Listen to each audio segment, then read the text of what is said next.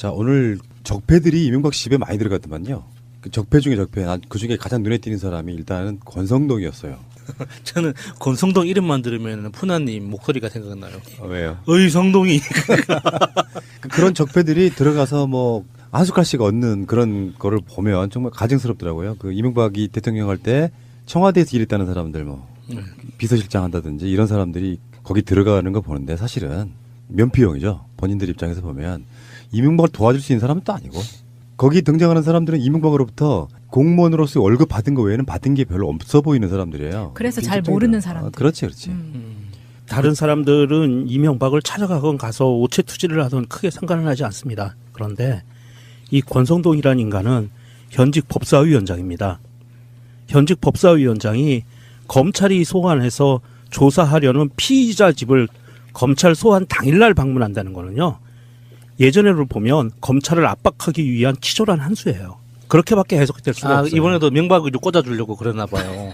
네, 좋은 감옥에다가. 법사위원장이 할 만한 짓이 아닌 거죠. 절대로 피의자 집에 찾아가서는 안 됩니다. 네, 법사위원장은. 진짜 한 짓이죠. 근데 그것도 맞는 말인데 그렇게 분석하자면 이런 것도 있죠. 권성동 자체가 지금 수사 받고 있잖아요. 검찰로부터. 네. 근데 자기 지지자가 없어. 그러니까 어느 쪽이든 잘했건 못했건 간에 세력에 기대는 측면이 있는 거예요. 나도 당신들과 같은 한편에 있다는 그런 느낌을 주려고 하는 일종의 세력만 늘기가 아닐까 이런 생각도 좀 해봅니다. 그 오늘 사저를 방문했던 측근들은 좀 리스트업을 해놔야 될 것 같아요. 그 권성동, 김영우, 주호영 자유한국당 의원들과 맹형규 전 행안부 장관, 유우익 전 통일부 장관, 김효재 전 정무수석, 이동관 전 홍보수석, 임태희 전 비서실장, 이재호, 안경률, 최병국 전 의원, 김대식 여의도 연구원장. 그중에 지금 김용우 의원 이 사람이 누구냐면은 얼마 전까지 국방위원장 했던 사람이고 바른정당으로 갔다가 다시 돌아온 사람이거든요. 이 사람이 했던 말이 저는 가장 분노했어요. 문재인 정권은 사실 이 전 대통령을 검찰청 포토라인에 세우기 위해 쉼없이 달려왔다고 생각한다. 문재인 정권은 오늘 그 치졸한 꿈을 이뤘다.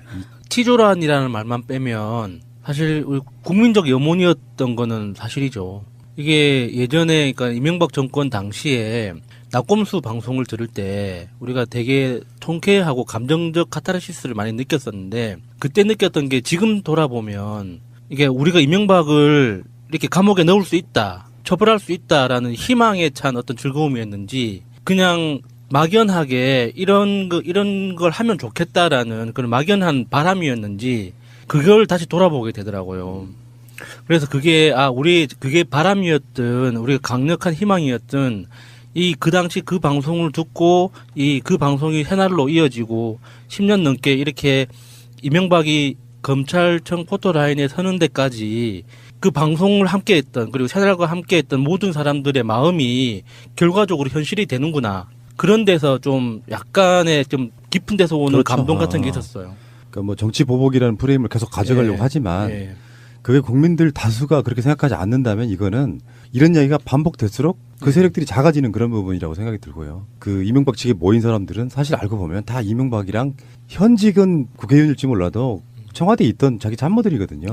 권성동도 뭐 청와대에서 그 당시에 일을 했다가 나중에 국회로 진출한 그런 케이스이기 때문에 고만고만한 애들이 모여가지고 저는 오히려 이렇게 더 많은 사람들이 왔다 가주면 훨씬 더 좋다. 그러니까 그 마차님 이야기처럼 명단이 바로 정리가 되는 이런 부분이고요. 명동님 말씀처럼 권성동이 거기 간 건 상당히 부적절하죠. 정동기가 변호사 하겠다는 거랑 똑같은 이야기예요. 자, 그래서 이명박이 9시 반에 들어가 가지고요. 티타임이라는 걸 가져요. 나는 진짜 아이스 카페라떼 큰 거 먹는 게 이런 그런 느낌인데 20분 정도? 웬만큼 좀 알려진 사람이 들어가면 기본적으로 브리핑을 해주거든요. 저도 브리핑을 받았었어요. 이렇게 처음에 들어가니까 그 차 한잔 내주면서 오늘 왜 불렀는지 질문을 할 내용은 이런 요지가 이렇고 그리고 이게 지금 그 수사하고 있는 사건 내용은 이렇다. 그리고 관련 법률은 이런 거고 하는 그런 것들을 다 설명을 해주더라고요. 그래서 9시 50분까지 티타임을 갖고 그 티타임이 어떤 차일까도 궁금하고요. 모든 디테일을 다 알고 싶어. 코피. 난 녹차라고 봐요. 네. 이명박이 커피를 마셔서는 그렇게 얼굴이 뺀질뺀질할 수가 없어. 9시 50분부터 1 0분까지 3시간 넘게 조사를 일단 마쳤다 그러는데 오전 동안의 조사는 대부분 다 그런 거였다 그럽니다. 가장 첫 번째 질문이 다스였대요. 근데 거의 대부분을 아니다, 아니라고. 내가 다스의 주인이면 얼마나 좋겠습니까? 뭐 이런 그 드립들이 그냥 생각나는 그런 측면이었고요. 인정할 수가 없겠죠. 근데 문제는 이제 이명박의 구속은 사실상은 검찰이 억지로 짜맞춘 게 아니고 다스건 국정원 특활비건 뇌물이건 다 자기 측근들의 진술 때문에 만들어진. 네. 결국에는 이제 이명박이 계속 부인을 하게 되면 검찰은 그런 상태로 가겠죠. 일단 구속시키고 지금 재판 중이거나 오늘 김백준도 재판이 있었는데 재판 중이거나 하는 그 측근들 잡아다 놓은 사람들 갖고 대지 질문하겠죠. 이 요거는 그러니까 문재인 정부의 정치 보복일 수가 없어요. 뇌물이나 이런 사건들의 본질을 측근들이 지금 불어댔는데 네. 그게 무슨 뭐 정치 보복이라고 얘기할 수 있냐 이런 거고. 그래서 불법성이 드러났는데 공소시효도 남아있는데 처벌 안 한다는 게 이상하잖아. 점심을 설렁탕 했다. 이 이야기도 중요한 보도 중에 하나가 됐어요. 예, 아마 연지연 곰탕을 먹었지 않을까. 사람이 지금 맛있다고 알려진 거를 좀 줘야지. 맛을 저는 안 해. 진심으로 이명박이 건강했으면 좋겠다니까요. 앞으로 연지연 곰탕에서 대놓고 먹었으면 좋겠네요. 동아일보에서는 헤드를 이렇게 뽑았습니다. 이명박 전 대통령 점심은 설렁탕. 실용주의 소신과 맞아 평소에도 선호. 어쨌건 이명박은 설렁탕을 먹었다. 건강해라 이명박. 많이 먹어라 진짜. 자 그렇고요. 이번에 서울중앙지검에 몰려든 기자만 600여 명입니다. 박근혜 때는 500여 명입니다. 그만큼 사건이 더 엄중하다고 볼 수도 있고 그 사이 매체가 더 늘어났을 수도 있고 이명박이 검찰이 출석한 날은 사실은 우리 역사에 굉장히 오랜 시간 동안 남아 있어야 될 그런 날이고요. 앞으로 며칠 안에 구속영장이 발부가 될지 모르겠지만 오늘부터는 이런 게 있죠. 국민들 입장에서 보면 아무리 적폐청산 뭐라고 해도 양이 안 차요. 이명박의 구속 거기까지가 사실은 촛불혁명의 1차 완료라고 보고 그 국민들이 받아들이는 현상적인 사건, 상징적인 사건 이렇게 봅니다. 네. 이명박의 지금 어떤 조사를 받고 있는지 혐의들 한번 볼게요. 뭐 이야기가 다 나왔지만요. 혐의가 큰 카테고리로 지금 한 6개 정도 되는데 첫 번째 국가정보원 특수활동비 17억 유용 의혹. 지금까지 밝혀진 것만. 김백준이 4억, 김희중 1억, 박재환 2억, 민간인 사찰 입막음 비용 5천, 청와대 불법 여론조사 비용 10억입니다. 중요한 거는 김백준 같은 경우에는 대통령이 지시했다 이런 거고 다음에 김희중 같은 경우는 대통령 부인 측 여성 행정관에게 전달했다 이런 거거든요. 네, 현금으로 전달했다고. 지금 이것들이 전부 다 뭐 국정원 TF 같은 데서 나왔던 자료이기도 하지만 그거를 확인해준 당사자들이 직접 진술한 거죠. 이 전부 다 측근들이에요. 예. 이거고요. 자, 두 번째 카테고리로 가겠습니다. BBK 투자금 회수. 이건 이제 청와대에 있을 때 대통령이 직책을 이용했던 직권남용. 다음에 소송비 대납한 부분은 뇌물수수가 되겠죠. 네. 청와대가 투자금 회수 주도하고 김재수 전 LA 총영사 등 동원해서 직권남용으로 받은 금액이 140억, 삼성 투자금 회수 소송 비용 대납이 60억.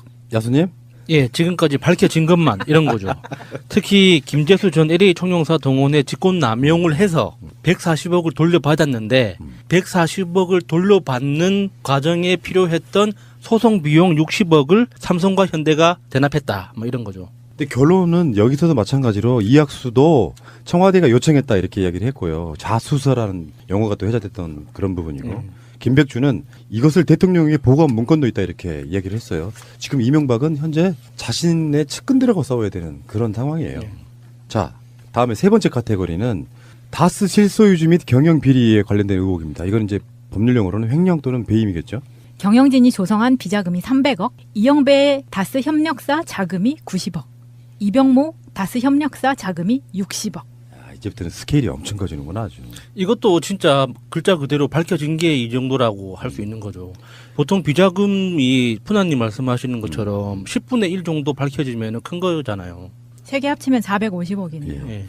그래서 지금 조카 이동영 다스 부사장이 한 말은 이런 거예요. 아버지 이상은 회장의 자본은 우리 작은아버지 거다 이렇게 얘기했고요. 이병모 청계재단 사무국장은 도곡동 땅과 다스는 모두 이명박 거다 이렇게 얘기가 나왔기 때문에 여전히 자기 측근들과 싸워야 됩니다. 자, 네 번째 카테고리로 가겠습니다. 각종 차명재산 보유 의혹인데요. 이건 이제 법으로 따지면 부동산 실명법 위반이겠죠. 서울 도곡동 땅, 용산구 상가, 경기도 가평 별장, 부천시 공장부지 등 전국의 친인척 명의의 차명재산 보유. 의혹. 금액으로 추정하면 기천억이라고 표현할 수 있죠. 이것도 지금 네. 밝혀진 것만이잖아요. 예. 그래서 이상은은 뭐라고 그랬냐면 도곡동 땅의 매각 대금 중에서 상당은 동생 이명박한테 갔다 이렇게 이야기도 했고요. 누나의 아들이죠. 조카 김동혁 씨는 내가 상속받은 부동산은 이명박의 참여재산이다 이렇게까지 하겠습니다. 이거 뭐 문재인 대통령이나 조국 수석이나 임종석 실장이 한 말이 아니에요. 이명박이 가까운 사람들이 한 말입니다. 자, 다음에 5번째 카테고리 17대 대선 전후 광범위한 불법 자금 수수 의혹. 법으로는 뭐 당연히 뇌물수수겠죠.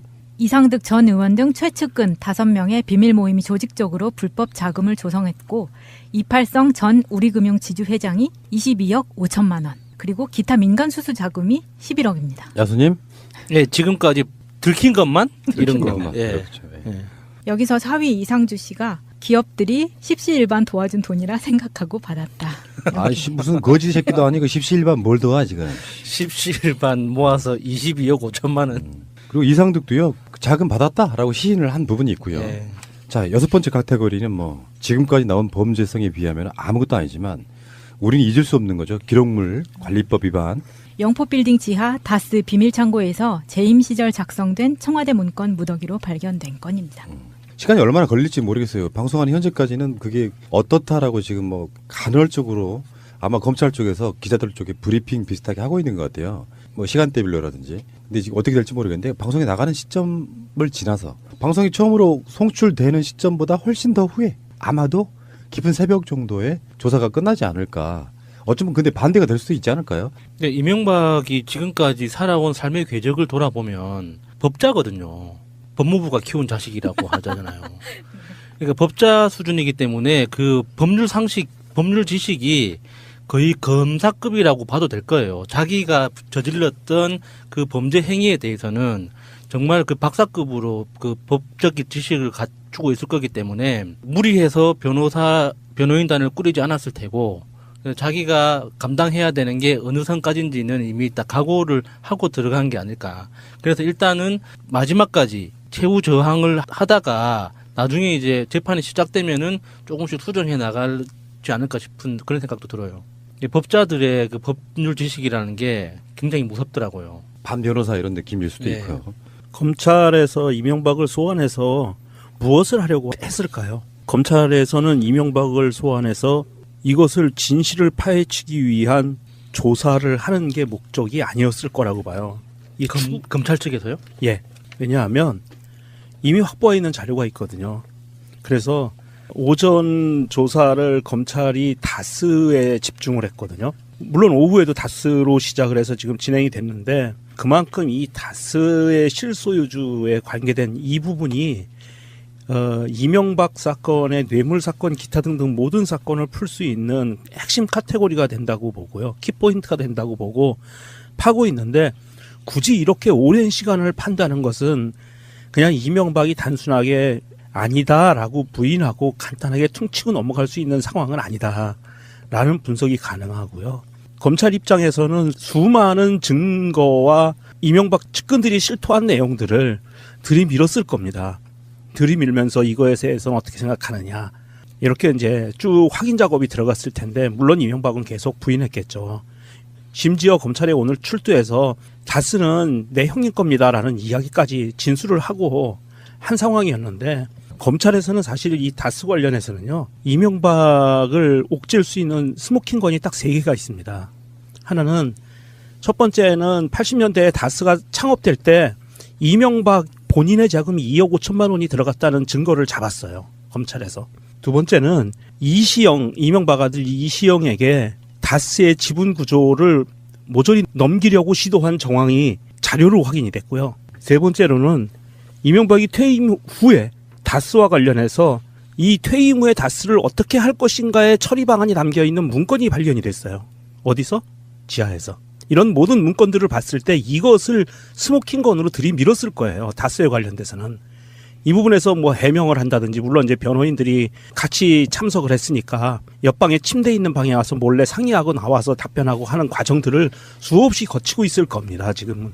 그래서 이명박은 이것을 방어하기 위해서 여러 가지 수를 쓸 텐데 사실 검찰이 갖고 있는 이 스모킹건까지 안 가더라도 정황 증거와 이 측근들이 토설한 내용들만 갖고도 이명박은 그냥 아닙니다라고 하면 바로 구속으로 가는 지름길밖에 더 이상은 없는 것 같아요.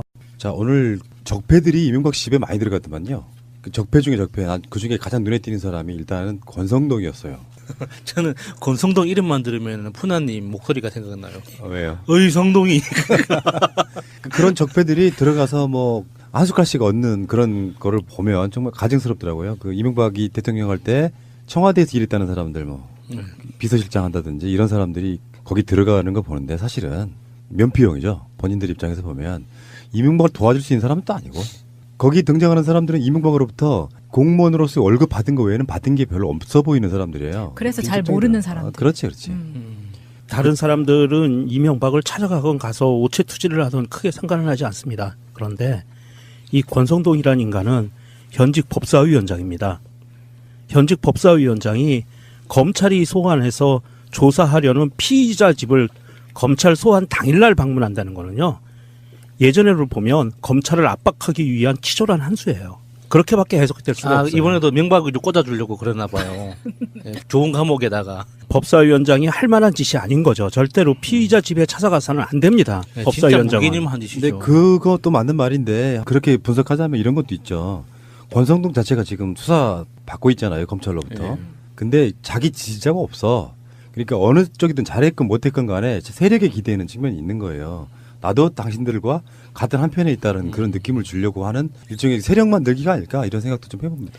그 오늘 사저를 방문했던 측근들은 좀 리스트업을 해놔야 될 것 같아요. 그 권성동, 김영우, 주호영 자유한국당 의원들과 맹형규 전 행안부 장관, 유우익 전 통일부 장관, 김효재 전 정무수석, 이동관 전 홍보수석, 임태희 전 비서실장, 이재호, 안경률, 최병국 전 의원, 김대식 여의도 연구원장. 그중에 지금 김용우 의원 이 사람이 누구냐면은 얼마 전까지 국방위원장 했던 사람이고 바른정당으로 갔다가 다시 돌아온 사람이거든요. 이 사람이 했던 말이 저는 가장 분노했어요. 문재인 정권은 사실 이 전 대통령을 검찰청 포토라인에 세우기 위해 쉼없이 달려왔다고 생각한다.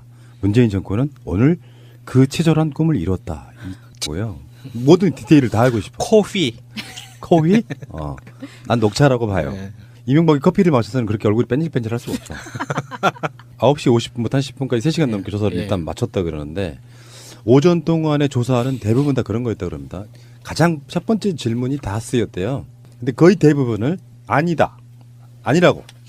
내가 다스의 주인이면 얼마나 좋겠습니까? 뭐 이런 그 드립들이 그냥 생각나는 그런 측면이었고요. 인정할 수가 없겠죠. 근데 문제는 이제 이명박의 구속은 사실상은 검찰이 억지로 짜맞춘 게 아니고 다스건 국정원 특활비건 뇌물이건 다 자기 측근들의 진술 때문에 만들어진. 네. 그러니까 결국에는 이제 이명박이 계속 부인을 하게 되면 검찰은 그런 상태로 가겠죠. 일단 구속시키고 지금 재판 중이거나 오늘 김백준도 재판이 있었는데 재판 중이거나 하는 그 측근들 잡아다 놓은 사람들을 갖고 대지 질문하겠죠. 이 요거는 그러니까 문재인 정부의 정치 보복일 수가 없어요. 뇌물이나 이런 사건들의 본질을 측근들이 지금 불어댔는데 네. 그게 무슨 뭐 정치 보복이라고 얘기할 수 있냐 이런 거고. 그래서 불법성이 드러났는데 공소시효도 남아있는데 처벌 안 한다는 게 이상하잖아. 점심을 설렁탕했다. 이야기도 중요한 보도 중에 하나가 됐어요. 예, 아마 연지연 곰탕을 먹었지 않을까. 사람이 지금 맛있다고 알려진 거를 좀 줘야지. 맛을 안 해. 진심으로 이명박이 건강했으면 좋겠다니까요. 앞으로 연지연 곰탕에서 대놓고 먹었으면 좋겠네요. 동아일보에서는 헤드를 이렇게 뽑았습니다. 이명박 전 대통령 점심은 설렁탕. 실용주의 소신과 맞아 평소에도 선호. 어쨌든 이명박은 설렁탕을 먹었다. 건강해라 이명박. 많이 먹어라 진짜. 자 그렇고요. 이번에 서울중앙지검에 몰려든 기자만 600여 명입니다. 박근혜 때는 500여 명입니다. 그만큼 사건이 더 엄중하다고 볼 수도 있고 그 사이 매체가 더 늘어났을 수도 있고 이명박이 검찰이 출석한 날은 사실은 우리 역사에 굉장히 오랜 시간 동안 남아 있어야 될 그런 날이고요. 앞으로 며칠 안에 구속영장이 발부가 될지 모르겠지만 오늘부터는 이런 게 있죠. 국민들 입장에서 보면 아무리 적폐청산 뭐라고 해도 양이 안 차요. 이명박의 구속 거기까지가 사실은 촛불혁명의 1차 완료라고 보고 그 국민들이 받아들이는 현상적인 사건 상징적인 사건 이렇게 봅니다. 네. 이명박의 지금 어떤 조사를 받고 있는지 혐의들 한번 볼게요. 뭐 이야기가 다. 자, 네 번째 카테고리로 가겠습니다. 각종 차명재산 보유 의혹인데요. 이건 이제 법으로 따지면 부동산 실명법 위반이겠죠. 서울 도곡동 땅, 용산구 상가, 경기도 가평 별장, 부천시 공장부지 등 전국의 친인척 명의의 차명재산 보유. 의혹. 금액으로 추정하면 기천억이라고 표현할 수 있죠. 이것도 지금 예. 밝혀진 것만이잖아요. 예. 그래서 이상은은 뭐라 그랬냐면 도곡동 땅의 매각 대금 중에서 상당은 동생 이명박한테 갔다 이렇게 이야기도 했고요. 누나의 아들이죠. 조카 김동혁 씨는 내가 상속받은 부동산은 이명박의 차명재산이다 이렇게까지 이야기했습니다. 이거 뭐 문재인 대통령이나 조국 수석이나 임종석 실장이 한 말이 아니에요. 이명박에 가까운 사람들이 한 말입니다. 자, 다음에 5번째 카테고리 17대 대선 전후 광범위한 불법 자금 수수 의혹. 법으로는 뭐 당연히 뇌물수수겠죠. 이상득 전 의원 등 최측근 5명의 비밀 모임이 조직적으로 불법 자금을 조성했고 이팔성 전 우리금융지주 회장이 22억 5천만 원 그리고 기타 민간 수수 자금이 11억입니다. 야수님? 예, 지금까지 들킨 것만 이런 거. 것만. 예. 그렇죠. 예. 예. 여기서 4위 이상주 씨가 기업들이 십시일반 도와준 돈이라 생각하고 받았다. 아이씨 무슨 거지 새끼도 아니고 십시일반 뭘 도와 지금. 십시일반 모아서 22억 5천만 원. 그리고 이상득도요 자금 받았다라고 시인을 한 부분이 있고요. 예. 자 6번째 카테고리는 뭐 지금까지 나온 범죄성에 비하면 아무것도 아니지만 우리는 잊을 수 없는 거죠. 기록물 관리법 위반. 영포빌딩 지하 다스 비밀창고에서 재임 시절 작성된 청와대 문건 무더기로 발견된 건입니다. 시간이 얼마나 걸릴지 모르겠어요. 방송하는 현재까지는 그게 어떻다라고 지금 뭐 간헐적으로 아마 검찰 쪽에서 기자들 쪽에 브리핑 비슷하게 하고 있는 것 같아요. 뭐 시간대별로라든지. 근데 지금 어떻게 될지 모르겠는데 방송에 나가는 시점을 지나서 방송이 처음으로 송출되는 시점보다 훨씬 더 후에 아마도 깊은 새벽 정도에 조사가 끝나지 않을까. 어쩌면 근데 반대가 될 수도 있지 않을까요? 근데 이명박이 지금까지 살아온 삶의 궤적을 돌아보면 법자거든요. 법무부가 키운 자식이라고 하잖아요.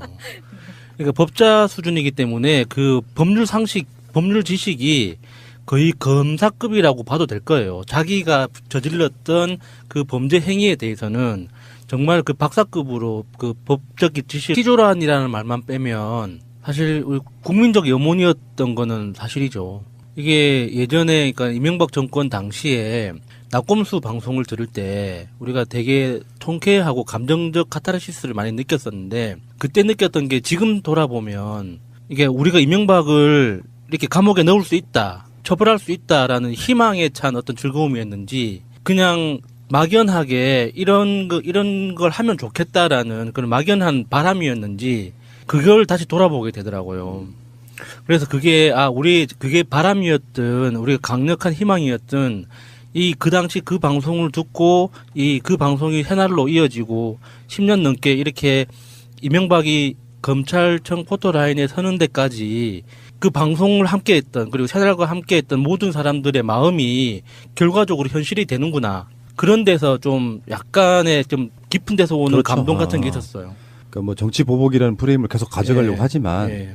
그게 국민들 다수가 그렇게 생각하지 않는다면 이거는 이런 이야기가 반복될수록 그 세력들이 작아지는 그런 부분이라고 생각이 들고요. 그 이명박 측에 모인 사람들은 사실 알고 보면 다 이명박이랑 현직은 국회의원일지 몰라도 청와대에 있던 자기 참모들이거든요. 예. 권성동도 뭐 청와대에서 그 당시에 일을 했다가 나중에 국회로 진출한 그런 케이스이기 때문에 거만거만한 애들이 모여가지고 저는 오히려 이렇게 더 많은 사람들이 왔다 가주면 훨씬 더 좋다. 그러니까 그 마차님 이야기처럼 명단이 바로 정리가 되는 예. 이런 부분이고요. 명동님 말씀처럼 권성동이 거기 간 건 상당히 부적절하죠. 정동기가 변호사 하겠다는 거랑 똑같은 이야기예요. 자, 그래서 이명박이 9시 반에 들어가 가지고요. 티타임이란 걸 가져요. 나는 진짜 아이스 카페라떼 큰 거 먹는 게 이런 그런 느낌인데 20분 정도? 웬만큼 좀 알려진 사람이 들어가면 기본적으로 브리핑을 해주거든요. 저도 브리핑을 받았었어요. 이렇게 처음에 들어가니까 그 차 한 잔 내주면서 오늘 왜 불렀는지 질문을 할 내용은 이런 요지가 이렇고 그리고 이게 지금 그 수사하고 있는 사건 내용은 이렇다. 그리고 관련 법률은 이런 거고 하는 그런 것들을 다 설명을 해주더라고요. 그래서 9시 50분까지 티타임을 갖고 그 티타임이 어떤 차일까도 궁금하고 나왔지만요. 혐의가 큰 카테고리로 지금 한 6개 정도 되는데 첫 번째 국가정보원 특수활동비 17억 유용 의혹. 지금까지 밝혀진 것만. 김백준이 4억, 김희중 1억, 박재환 2억, 민간인 사찰 입막음 비용 5천, 청와대 불법 여론조사 비용 10억입니다. 중요한 거는 김백준 같은 경우에는 대통령이 지시했다 이런 거고 다음에 김희중 같은 경우는 대통령 부인 측 여성 행정관에게 전달했다 이런 거거든요. 네, 현금으로 전달했다고. 지금 이것들이 전부 다 뭐 국정원 TF 같은 데서 나왔던 자료이기도 하지만 그거를 확인해준 당사자들이 직접 진술한 거죠. 이 전부 다 측근들이에요. 예. 이거고요. 자, 두 번째 카테고리로 가겠습니다. BBK 투자금 회수. 이건 이제 청와대에 있을 때 대통령이 직책을 이용했던 직권남용. 다음에 소송비 대납한 부분은 뇌물수수가 되겠죠. 네. 청와대가 투자금 회수 주도하고 김재수 전 LA 총영사 등 동원해서 직권남용으로 받은 금액이 140억, 삼성 투자금 회수 소송 비용 대납이 60억. 야수님? 예, 지금까지 밝혀진 것만 이런 거죠. 특히 김재수 전 LA 총영사 동원에 직권 남용을 해서 140억을 돌려받았는데 140억을 돌려받는 과정에 필요했던 소송 비용 60억을 삼성과 현대가 대납했다. 뭐 이런 거죠. 근데 결론은 여기서도 마찬가지로 이학수도 청와대가 요청했다 이렇게 이야기를 했고요. 자수서라는 용어가 또 회자됐던 그런 부분이고 김백주는 이것을 대통령에게 보고한 문건도 있다 이렇게 이야기를 했어요. 지금 이명박은 현재 자신의 측근들하고 싸워야 되는 그런 상황이에요. 자, 다음에 세 번째 카테고리는 다스 실소유주 및 경영 비리에 관련된 의혹입니다. 이건 이제 법률 용어로는 횡령 또는 배임이겠죠. 경영진이 조성한 비자금이 300억, 이영배의 다스 협력사 자금이 90억, 이병모 다스 협력사 자금이 60억. 이제부터는 스케일이 엄청 커지는구나 아주. 이것도 진짜 글자 그대로 밝혀진 게 이 정도라고 할 수 있는 거죠. 보통 비자금이 푸나님 말씀하시는 것처럼 10분의 1 정도 밝혀지면 큰 거잖아요. 세 개 합치면 450억이네요. 예. 그래서 지금 조카 이동용 다스 부사장이 한 말은 이런 거예요. 아버지 이상은 회장의 자본은 우리 작은아버지 거다 이렇게 이야기를 했고요. 이병모 청계재단 사무국장은 도곡동 땅과 다스는 모두 이명박 거다 이렇게 이야기가 나왔기 때문에 여전히 자기 측근들과 싸워야 됩니다.